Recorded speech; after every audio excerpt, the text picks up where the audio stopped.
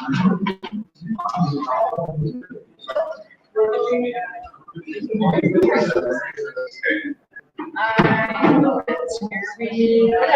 live. Hi, everybody. How are you today? I just pressed it. Oh, that's awesome. Keep going here. Let's go. I'm ready. Just turn that and go. Yeah. Like, is that how we're feeling? Hello, everybody. How are you guys today? Thanks for letting me have technical difficulties. Good, bored, and hate technology. Welcome back to Reconnect further. So this is the third in the series, and at this point, forget introductions. I'm Kristin. You all know me, so we'll just get ready to talk, okay? So my style of presenting is a lot more like a conversation. So if you have questions in this, stick up your hand and let's talk about it. Here we go. So I call this, we really have come from a whole string of conversations, right? We started learning about the connection to land, the Native American right? We learned about that shift in mindset that the settlers came in. So I'm hoping today we can have that conversation of shifting the mindset and restoring ecological reciprocity. So I'd like today to start off with Mequon Preserve. I'm very excited to say that this adopted a land acknowledgement statement. And so from here on, we'll be starting off with it. So we acknowledge the Mequon Preserve lies on traditional Menominee, Potawatomi, and Hopi homeland. At the division of the two watershed systems near the southwest shores of Lake Michigan. Part of North America's largest system of freshwater lakes. On the site, the people of Wisconsin's Menominee, Ojibwe, Usha, Oneida, and Mohican. Am I saying that right? Mohican. It is Mohican. Oh, I'm sorry. Mohican Sovereignty Nations remain present to this day. Thank you. I always thought Mohican was a little longer. Okay, so here we are today. We don't dress like this anymore, right? So why in the world are we still choosing our landscapes and our land areas to look like this, right? Some of the things that I was taught while going through school for botany was that some of the shift of the settlers' mindset is actually also for security reasons, right? They wanted to not get surprised, right? Because they're going to look at you if they have a board around their home. So they took it all down. They put in grass and they brought over species that they were familiar with, right? In their home country. And they could see long distances, right? There was a lot of what I saw. So when I started my schooling in landscape horticulture, we were taught all about lawns. I had some passion of lawns. And I'm going to be honest, let's get over the lawn idea. We need less of it. So anyway, that's my joke. Stuff like this, why we're doing lawns. So represent let's get over that piece. So for me, I think it's all about that relationship with the land, right? So landscaping is really that process of reciprocity. We should be able to look outside our window, look at the shrubs and the trees and the flowers and say, this is what they're doing for me. What could I be doing for them? So it's a give and take relationship, right? It's really these stages of mutual benefits, right? How many of us, I think I have a slide here for sure, that talks about how many of us have something that we have planted that is native in our yard in which we get something from. Let's think beyond the obvious oxygen of trees, all right? The trees and the shrubs and everything provide us oxygen to breathe, but is there something else? Anyone have anything? I have a favorite, if you want me to say it out loud. Elderberry. Elderberry is my favorite plant in my yard.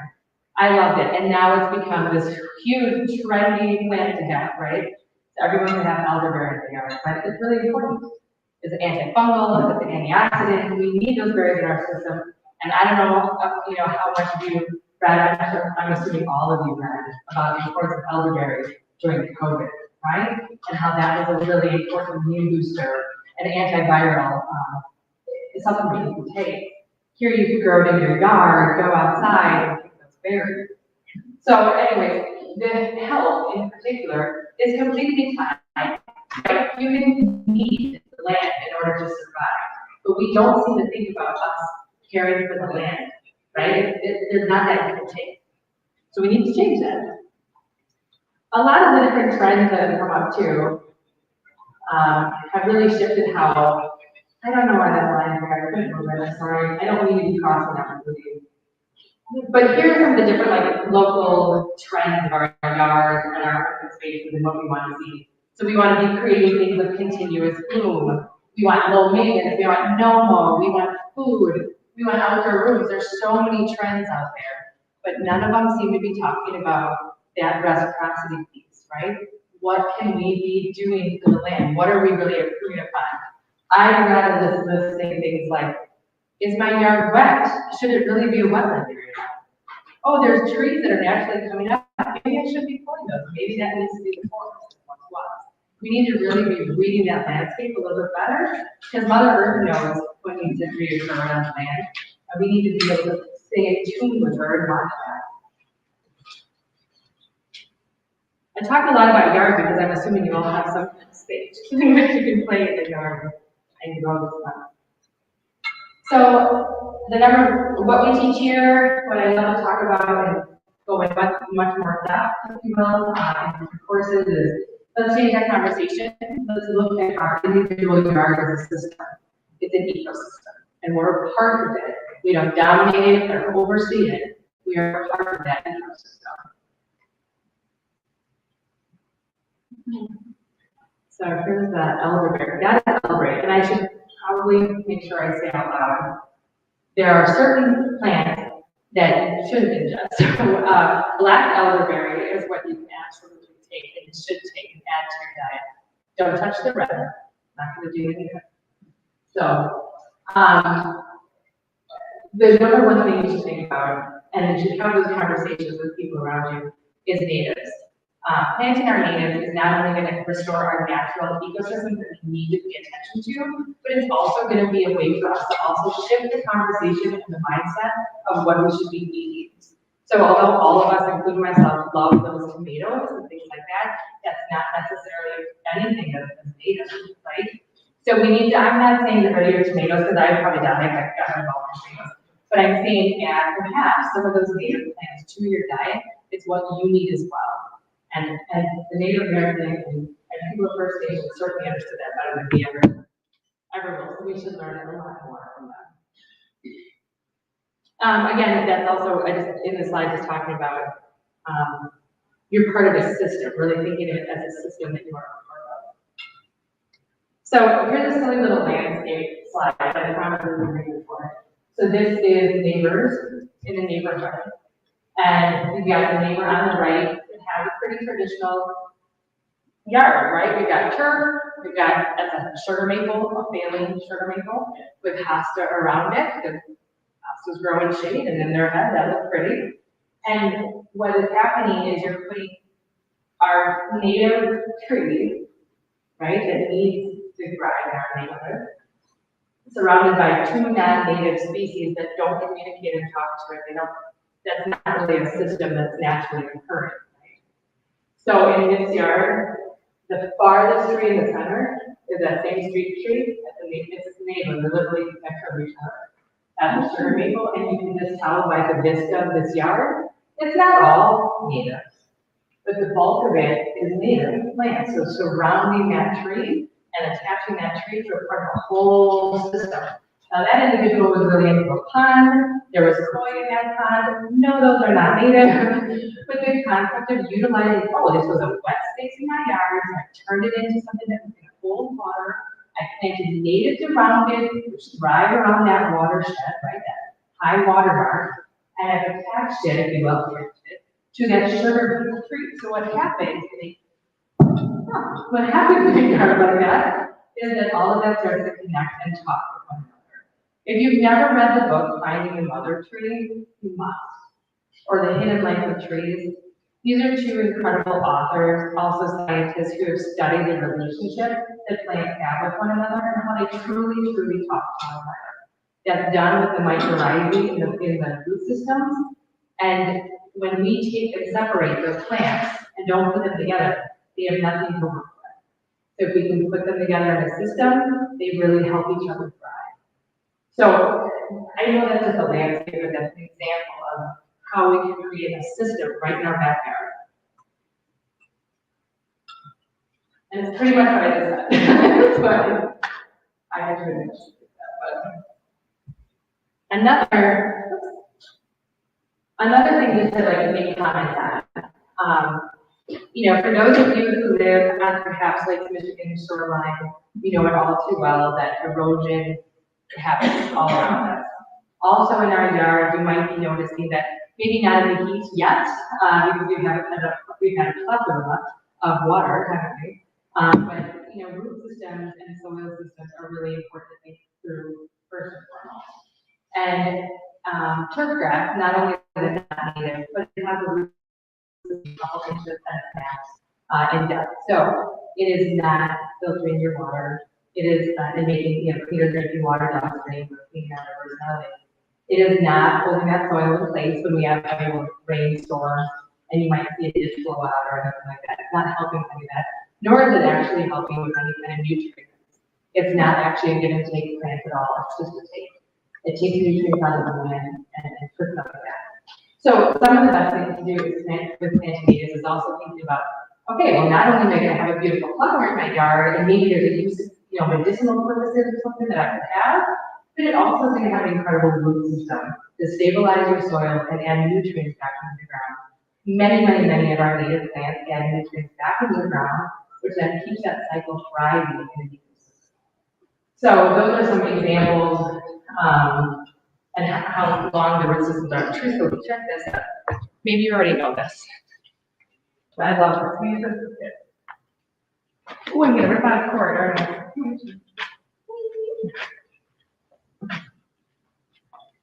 So we teach kids around here, right? So we need props. So here's props.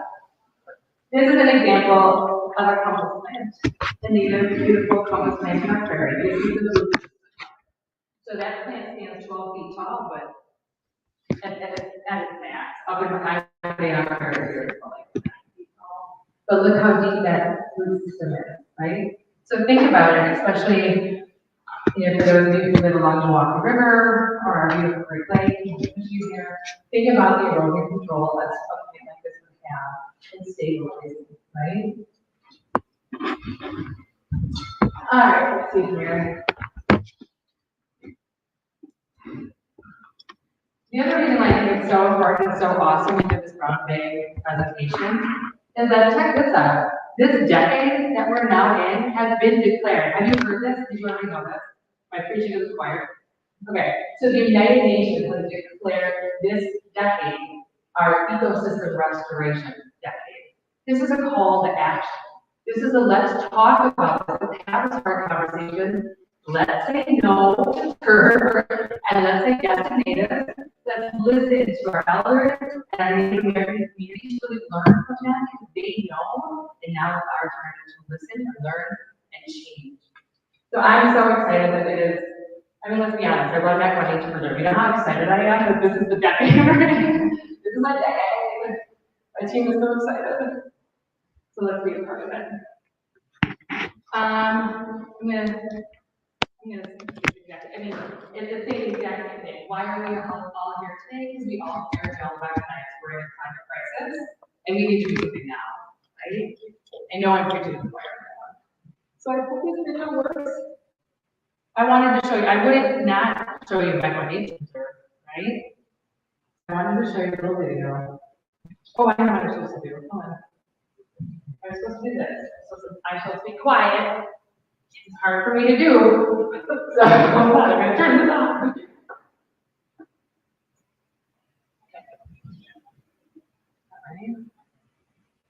No. This is where I don't know technology, so I'll tell you what, I'm just going to do it this way. Because I won't. Hold on. You don't really need music for it anyway, right?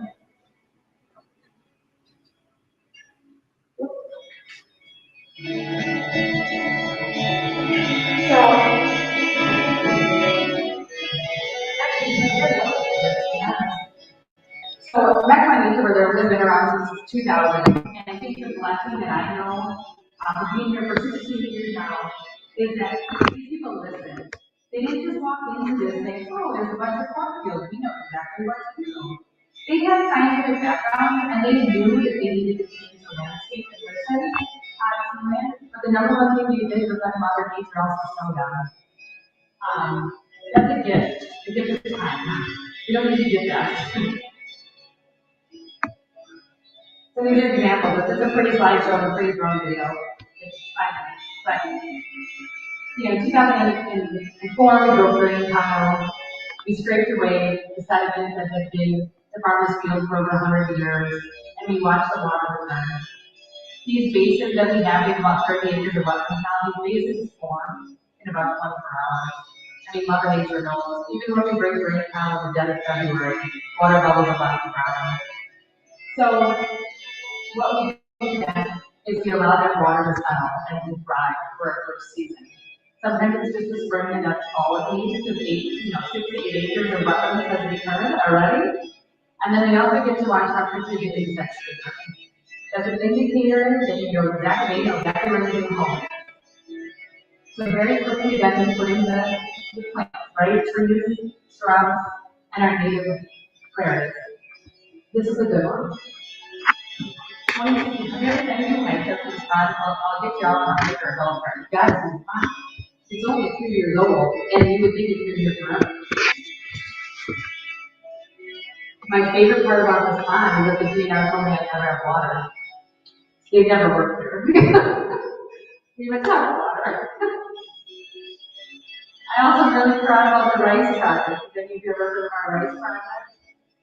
I love it. It's not wild rice. We need moving water to run water. We get there. When I can finish trading the creek, we get water. It's a sticky rice. It's from Russia. Lots of people said I was crazy because there's a lot of non-native. It's an annual non-native. We watch it closely. But it's a 10-year research project in Reconnect University. What's really, really cool is that this rice is grown in wetlands in which the same biodiversity of insects thrives, just like it thrives in our wetland system, like a resort. So I can go in there with a dip net with kids and pick out the frogs. I can watch the cranes hang out with the rice. So what's happened is now we're growing a crop within an ecosystem. So if Reconnect's 10-year project continues to be as positive as it is right now, it'll be a new viable crop for this country. It's going to be very, very wet, but cranberry bogs do not support any biodiversity whatsoever.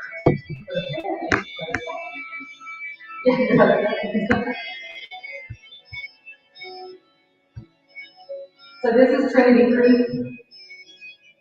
If I get to purchase more and more land, I will continue to purchase the land that surrounds Trinity Creek as it continues the Milwaukee River. We will restore its natural flow and continue to allow those fish species to come up to the Milwaukee River. That's the 62 acres we purchased to do that. It's not all the way to the Milwaukee River, it's on that side. There's a lot of work to do. That was some pretty degraded farm food. And a lot of ash trees can you tell? Yeah.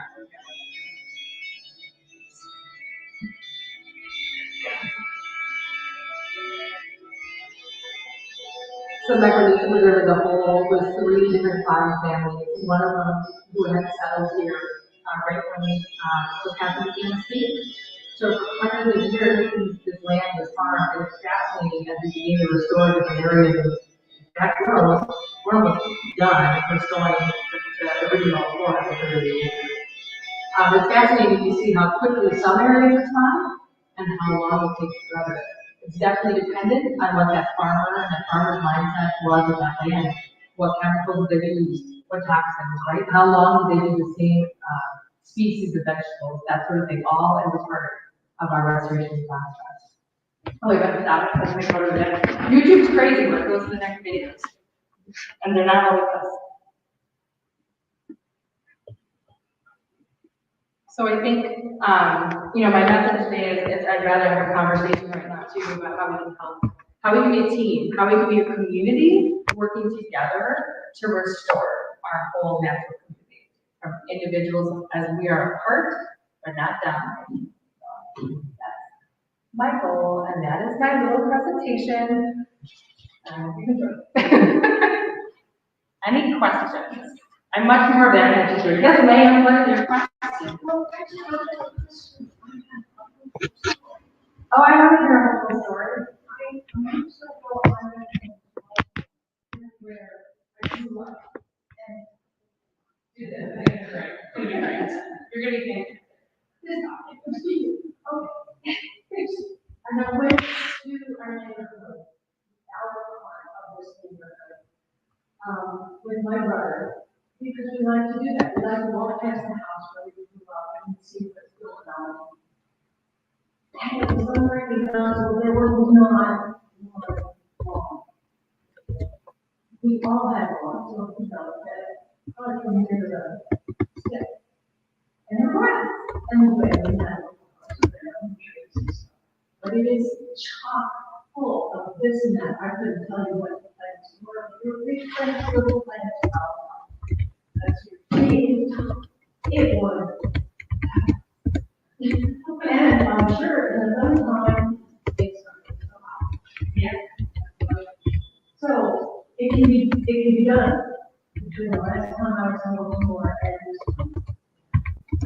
So there's I love the story. There's another really great author named Doug Talamy. He's actually a professor for the University of Pennsylvania, and he's an anthropologist. He writes one of his books is Bringing Nature Home, and I love that book. Anyone can read it. He loves bugs, so there are a lot of picture bugs. And at the very end of the book, it really talks about if we all did this, if every single person actually turned their yard into much more of an ecosystem, we'd actually be the largest ecosystem park system around, right? Like if we all did, we're all connected. So even though roads may divide us, if our turf grass is no longer and our natives went all the way to the roads, they're still talking, they're still connecting. So it's pretty cool. He's a much better author than her movie, so you should read the book.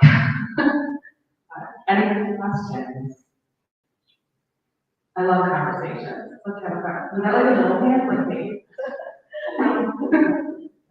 No. So are you guys already all doing it for the preaching of the choir? Yes, we're changing. No. So that's what we need to do. But yeah, you want to speak? No. Well, I like the fact with how you tied the earlier two presentations together. And a lot of my students look at me like I'm crazy when I say, we talk about the plants as being people. They're plant people, and the fact that science has finally caught up to the fact that, oh, well, they really do communicate and talk, it's just that you can't understand it like they do. It is, and the fact that science is backing that up now, it's just, it's great to have, hardcore data that says, oh, maybe they're not crazy. Maybe they really are, people on their level that when they're working together as a community, things are more peaceful and everybody benefits. And, that's kind of how we as humans should be with the rest of the plants and animals. Yeah. So I have in relation to that story. So like I said, I've been here for a while now. So way back in the day, when there was zero staff here, it was just me. A lot of grant writing and banking for funds. So I would hire out. So I hired a company who came into the forest to go my work. I needed to go for it. I was going to the forest and faster and safer than volunteering to keep up. Right? So we hired a forest grower, and he was wonderful. I still know he's wonderful and did a great job. Going through our native forest and ripping down all the lumber. And then it becomes kind of slash, I'll call it, not really mulch, it's pretty big slash. But he gets it all down, gone, and then you go back to do the herbicide application with the tiny little irradiated right? Instead of broad spraying crazy amount of chemical you need out at the wrong time of year. This is a lot easier to do. A lot of chemical is used and very timely, so you don't harm anything around it. So anyways, that's why I hired this company. They came in and they did the force report. Then they came back to do the herbicide treatment. And clearly, as someone found that wasn't in tune with the method I had asked for, nor maybe the training they had originally received. And so I went to go and review their work a week ago, right? And I saw all my baby peaches underneath the feet of the mother trees. And I went into the fetal position and cried for a while. I mean, I was alone, so I could that way. And then I called the company and said, I'm going to go out to the price. How do you get the price again? There's hundreds of beech trees annihilated. And so, they gave me some kind of credit or whatever. I think I'm still working out that credit, it's definitely there. But I was devastated. So that was in early spring. So they had planned for just budding and just baby moving out, right? So they went through a spring, they looked at the doornail. Then they went into summer and all the mothers we lost the leaves. And I was like, oh, mother of, yeah. I mean, what do you have? I just killed some of the most incredible species in this forest. I lost it. So they lost the leaves. And then the following fall, winter, right? The next spring, everything green up. Absolutely everything. Everything's bad. You go there today, they're huge. So what happened, the scientists now are talking about, this is like now a decade later, is those mother trees gave all their nutrients to their babies. They talked, they said it's gonna be okay, you're hurt, but you're okay. They gave that nutrients back, I swear, I totally think about it, like they'll talk about it. I'm crazy, it's okay. And then they came back. So they all thrived together. So that is what scientists are finally wound on to. So I think if we take those moments to really look and listen, we're going to learn way more than we ever did in any book or any procedure we ever went through. So I think that's the most important thing. When you go home today, talk to your plants. They're totally listening to you. It's different kind of love. They're feeling your energy for sure. 100% is feeling your energy. So singing to the plants, my grandma used to say plants, my mom used to say that, it works. It's a thing. I actually, in fact, hey, did you do that now? Which one of you did that? You did that. What did you do to an apple in your class? Or your mom's home? This is my daughter. I did this in school. I never done that. But what did you do in school? Our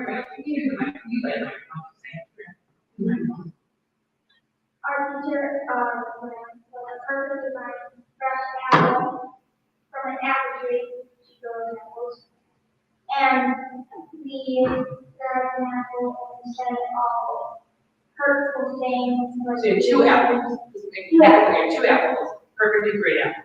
One apple, we said really things to, and we're like really mad to, and had a really good comments. And we gave it like 2 minutes thing, just went around to the corner, and then she got the coin for it, but up to it was wrong. So if you were to look at this is legit, this is actually a scientific study that was done. And then the other apple said happy things, and it was sweet and delicious and really fresh. So honestly, I think it's more than 2 minutes. I think it was a little bit late this time, and I'm on the date, right? So the apple, the apple, there's nothing different about the apple. One you're kind to, one you're not. And look at the difference. So it's the same concept, all the energy. I love how you're nodding. All the energy is spot on. So again, that's a piece of this puzzle too. So one of the things too that I think is important is people, I know this is kind of random off the cuff, but I want to tell you, there's a lot of building going on in our area, right? And I have gotten so many, which is great, I've gotten so many calls about the newer subdivision plan, especially the Mequon area. I learned one piece of hope that I thought I could share, one little piece of hope. I'm not saying it's all solved, I'm not saying it's perfect. for one little piece of hope. So they keep coining all of these conservation subdivisions. And I'm really sick of hearing that, because I think it's like a layer of greenwashing. It's been frustrating to me. So I went through a lot of questioning and asking. And I'm happy to say one little piece again, that the major difference. Prior to conservation subdivisions being designed, builders can go in and design the lots, design the landscapes, design the layout, however they kind of want. Unless there was some major waterway, they pretty much didn't have to avoid anything. They also prevent designs so that some lots had low spots or had areas that should have been wetlands, and they did it for storm. And then those lots were then sold to homeowners, and those homeowners got to do whatever they wanted with it. It's just a point in another thing. But anyway, so that's how it used to be. So in fact, I remember various neighbor design subdivisions growing up as a kid, absolutely having garden yards swamp. Now, in hindsight, clearly, that was a wetland system that should have been restored. Okay, so fast forward to conservation subdivisions. The glimmer of hope is that if any water, any wetland mitigation design or layout is marked, and the DNR, EPA, and Army Corps of Engineers all come up to do that, which I guess, to be 100% honest, I work with them here all the time, I trust them. So, once they lay out the wetland areas or mitigated areas, those are no longer lots. They cannot be sold. They have to be restored into a waterway for a wetland system. So the benefit is that has to be managed as water and open water for animals and plants to thrive. Whether or not they're going to be properly maintained and perfect, that's another conversation. But at least it's water instead of being capped and put in the hands of the homeowner. They might just put a chemical right on top of it, right? This is my teacher. So that's the little glimmer of hope I have with these conservation subdivisions. Really sidebar, I know, but it's good. I get a lot of calls. Anything you should talk? No. Why not?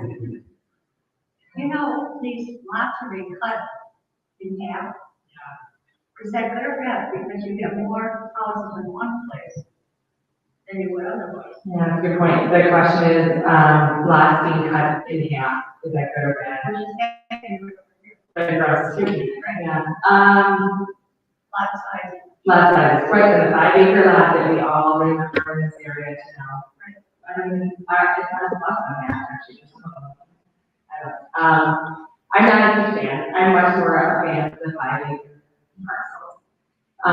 The only thing that, again, you have to find a good hold. 5 acre lots means that the individual has to have a mound system or septic system in order to handle the wastewater. It's smaller lots, like the proposed housing across the street, then MMSD and sewer have to come in order to hook it up to city sewer and water. So the only glimmer is that at least they are doing those studies necessary to understand how to handle, and this was the joke I had at City Hall too. They were like, oh, then they can handle the 100-year storms. I'm like, oh, you can do it. I mean, like, that really works, like, so, but either way, I'm happy that there's a lot of leaders, individuals who have made these thoughts, that they're looking at landscape holistically and its surrounding area holistically. I still would be much more in favor of larger lots. I tried to bring with the new park here today, but it doesn't work. Any other questions? Yes, sir. Comment about subdivisions. That's a development. The builders come in and cut down all the trees and make the streets that good. So you're right. I like to be in the service area. There's always fun. That's my name. That's true. Yes, I am. Do you still have a big popcorn? Do I have a big popcorn? No. Do I still have some popcorn we can deal with? Absolutely. But no, actually, I encourage you. My favorite thing to do this time of year is give people hikes or golf carts or whatever you want. 510 acres is a lot to explore. So like golf carts and then you can see more. But I mean, if you ever want to see, we have forests that it was lined with buckthorn. We have some forests that were thick with buckthorn to the point you couldn't penetrate it at all. and that is all gone. So now we're looking at pockets of race routes that are occurred, or the occasional one that has been definitely dropped by a bird in the middle of nowhere. But not much. Yeah, it worked. It really worked. I know, we have big dreams around here. We have hopes that, so we really are the last chunks of land to restore. So when I say restore, I mean, that's just the beginning, honestly, but, farmland, right? Traditional agricultural land that we go and we break the drainage out and we need the land. We only have a couple more chunks of land, so 40 acres in one area, 80 acres in another. And we think we've received funding for both, which means in the next 3 years, we'll get that all done. And then it's about maintenance around here, right? And then we gotta maintain that, we can't let it go away. We work really hard. So then it's about maintenance. If we can be more the mindset of maintenance, keeping the peace, then I really hope to lend a hand to the city and their open spaces and their park systems, so that those people can be happier. The city is, we're, I know that. I love you guys. I love that. There's so many lovely faces. Thank you for coming. Thank you so much. Sorry I'm short. I'm like short sweet conversation. Come up for sure. I do have one question. You've been here 15 years, you said? Yeah. With a lot of reservation, with regard to the trees and other pollinators. Yeah. You see more, less, or the same?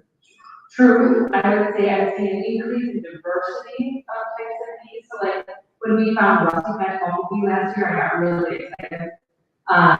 So I love how many bumblebee I've seen in different types. I'm not a bug person, so don't ask me which one. I'd have to get now I have 7 people here. Isn't that cool? From 1 to 7? I know, I'm pretty excited. So I have a bug guy. But he's really excited for monitoring the different types of bees. Quantity, I'm not sure on that yet. Honeybee, no, that doesn't flow just like it does across the country with how they're growing. So,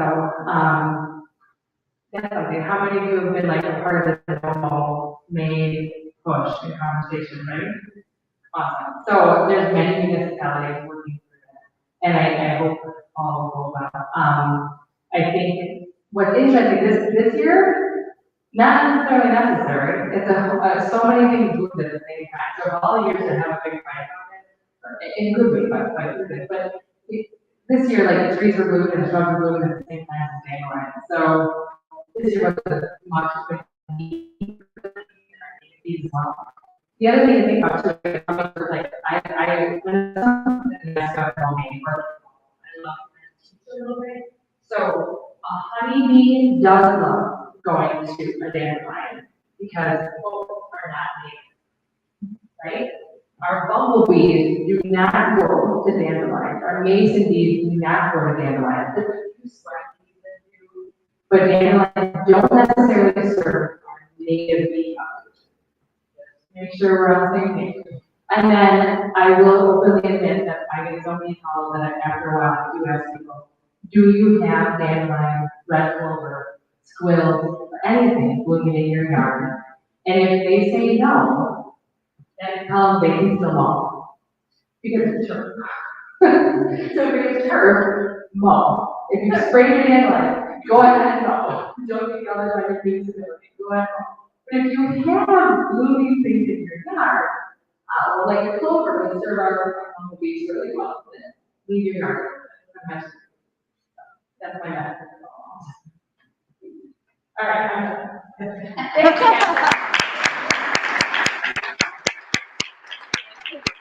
Sorry, I think.